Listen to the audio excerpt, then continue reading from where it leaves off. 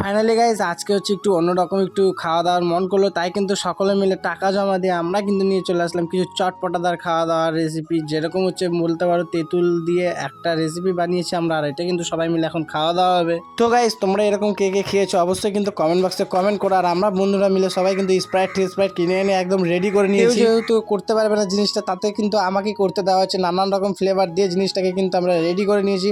তো চলো গাইস এখন তাড়াতাড়ি এটাকে কমপ্লিট করা যাক। আর খাওয়া দাওয়ার পালা আমার তো যেন সহ্য হচ্ছিল না, খুব টেস্টি লেগেছিলো। তো স্প্রাইট দিয়ে কোকো কোলা দিয়ে সম্পূর্ণটা কিন্তু আমরা বানিয়েছিলাম এটা।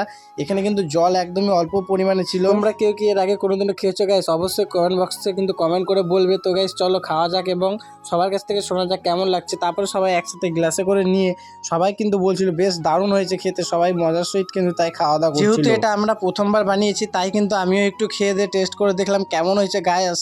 জাস্ট মুখে দিতে না দিতে জাস্ট ওয়াও গাইস, এতটা সুন্দর হয়েছে যে গাইস তোমাদেরকে বলে বোঝাতে পারবো না। তোমরা কারা কারা এভাবে খেয়েছো অবশ্যই কিন্তু কমেন্ট বক্সে কমেন্ট করবে।